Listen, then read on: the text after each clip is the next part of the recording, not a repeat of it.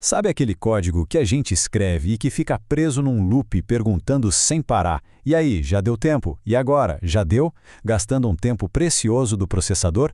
Pois é, hoje vamos deixar essa abordagem de lado e dominar uma solução muito, mas muito mais poderosa e elegante para microcontroladores: os timers baseados em eventos.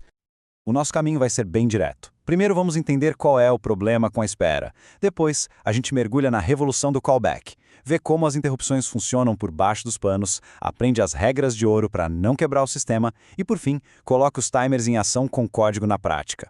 Vamos lá? Vamos começar pelo método que quase todo mundo aprende primeiro, o tal do polling. É uma abordagem que parece simples, mas, como a gente vai ver, tem falhas bem profundas. É algo que precisamos superar para criar projetos realmente eficientes. Agora, o que é legal aqui é o contraste. De um lado, o polling. O processador fica ali, preso, verificando o tempo, gastando uma energia danada e sem conseguir fazer mais nada. Do outro lado, o modelo orientado a eventos. Aqui a história é outra. O hardware do timer trabalha por conta própria, liberando o código principal para outras tarefas e reagindo na hora quando o tempo acaba. É uma virada de chave total. E o coração dessa revolução toda tem um nome: a função de callback. É ela que permite a gente sair daquele estado de ficar esperando para o de ser avisado. Entender isso é o ponto principal. Para entender isso de um jeito fácil, a analogia do telefonema é perfeita. Fazer polling é como ligar para uma loja e ficar na linha, mudo, esperando uma resposta. É um desperdício de tempo e de bateria, né? Agora, um callback é como deixar o seu número e falar: olha, me liga de volta quando o produto chegar. É eficiente, é elegante e deixa a gente livre para fazer outras coisas. Traduzindo essa ideia para a parte técnica, uma função de callback é basicamente uma função que a gente não executa na hora. Em vez disso, a gente passa o endereço dela, a referência, como um argumento. E aí a gente instrui o sistema: olha, quando tal evento acontecer, tipo o nosso timer expirar, você executa essa função aqui para mim. Então, a grande sacada é essa. A eficiência vem de três coisas. Primeiro, a gente só passa uma referência, o contato da função. Segundo, isso desacopla as coisas. O loop principal não precisa mais se preocupar com o tempo. E terceiro, e talvez o mais importante, acaba com o busy waiting, aquele estado em que o processador fica rodando em círculos sem fazer nada útil. Certo, a gente já entendeu o que, a ideia do callback. Mas e o como? Como que o processador, do nada, para o que está fazendo, executa o nosso callback e depois volta como se nada tivesse acontecido? Vamos espiar a mágica por trás disso: as interrupções. A pergunta de $1 milhão é: quando o timer dispara, o que acontece com o código principal que estava rodando bem naquele instante? Ele se perde? Quebra? A resposta está num processo super rápido e bem organizado.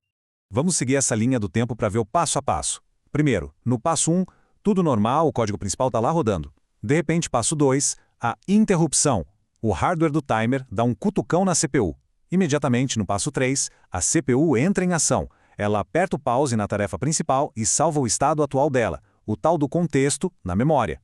Com tudo bem guardado, a gente vai para o passo 4. A CPU executa a nossa função de callback. Assim que ela acaba, vem o passo 5, a restauração. A CPU pega aquele estado que salvou e coloca tudo de volta no lugar. E finalmente, passo 6, a tarefa principal continua de onde parou, sem nem fazer ideia de que foi interrompida. É um balé de hardware perfeitamente coreografado. Esse estado que a CPU salva é o que a gente chama de contexto do processador. Pensa nele como um marcador de página super detalhado que tem um conjunto mínimo de informações para poder pausar uma tarefa e depois retomar sem nenhum erro ou perda de dado. E o que tem nesse contexto? Basicamente, 4 peças-chave. O Program Counter, que diz qual a próxima instrução a ser executada, os registradores de uso geral, que guardam dados que estão sendo usados no momento, o Status Register, com informações sobre a última conta que foi feita, e o Stack Pointer, que gerencia a memória temporária. Juntos, eles são a fotografia exata do estado do programa. Agora, todo esse poder vem com uma grande responsabilidade. Usar callbacks do jeito errado pode criar uns bugs muito, mas muito difíceis de achar e deixar o sistema todo instável. Por isso, a gente precisa seguir umas regrinhas de ouro. Para a gente entender o perigo, pensa só nessa pergunta: o que acontece se o callback altera uma variável bem na hora em que o loop principal estava lendo essa mesma variável? A resposta para isso nos leva a um dos maiores pesadelos da programação concorrente. Isso se chama condição de corrida, ou race condition. É um tipo de bug terrível que acontece quando o resultado final de uma operação depende da ordem imprevisível das coisas. Imagina, o loop principal lê um valor, é interrompido, o callback altera o valor e quando o loop principal volta, ele continua trabalhando com um dado que já está velho, inconsistente. É um caos para depurar. Para evitar isso e outros problemas, a gente segue 3 regras. Primeira, seja breve. O mundo para enquanto o callback está executando. Então ele tem que ser um flash, fazer só o essencial. Segunda, sem bloqueios. Nem pensar em usar funções como time.sleep dentro de um callback. E terceira, evite I/O pesado. Operações lentas como print podem bagunçar o timing de tudo. Ok, com a teoria e as regras na cabeça, vamos para a parte mais legal, colocar a mão na massa. Vamos ver como implementar esses timers tanto em C quanto em MicroPython. Uma das maiores vantagens de usar essa arquitetura é a economia de energia. Pensa bem, se o processador não precisa ficar checando o tempo, ele pode simplesmente dormir. Em C, a gente usa a instrução __WFI, que significa Wait for Interrupt. Já no MicroPython, a função machineIdle faz a mesma coisa, colocando o processador no modo de baixo consumo até a próxima interrupção chegar. Beleza, essa tabela aqui dá um resumo ótimo das diferenças práticas entre C e MicroPython. Olha só a primeira linha, a inicialização. No CSDK, a gente usa a função add_repeating_timer_ms. No MicroPython, é mais orientado ao objeto. Cria um timer e chama o ponto init. A assinatura do callback também muda um pouquinho. Mas um ponto-chave mesmo está na terceira linha. Como manter o timer ativo. Em C, a própria função de callback precisa retornar true toda vez para continuar. Já no MicroPython, a gente define o mod como timer.periodic lá no começo e pronto. E por fim, o loop de economia de energia que a gente acabou de falar. WFI em C e machine.idle em MicroPython. São só jeitos diferentes de chegar no mesmo resultado. E para quem programa em C, tem uma palavra-chave que é crucial, static. Uma variável local normal, ela morre quando a função termina. Mas uma variável static não?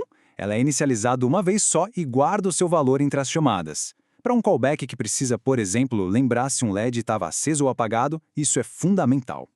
E se a gente precisar mudar a frequência do timer no meio do caminho? As abordagens são diferentes. No CSDK, o processo é mais manual. Primeiro tem que cancelar o timer que já existe e depois criar um novinho em folha com um novo período. Já no MicroPython é mais direto. É só chamar o método .init de novo, no mesmo objeto de timer, mas com um valor novo. Bem mais simples. Então, para a gente fechar as ideias principais, programar orientado a eventos é muito, mas muito mais eficiente que fazer polling. Callbacks deixam o hardware esperar por nós. A troca de contexto é o mecanismo que faz a mágica acontecer de forma transparente. E o mais importante, as funções de callback precisam ser rápidas, não podem bloquear o sistema e tem que tomar muito cuidado com dados compartilhados.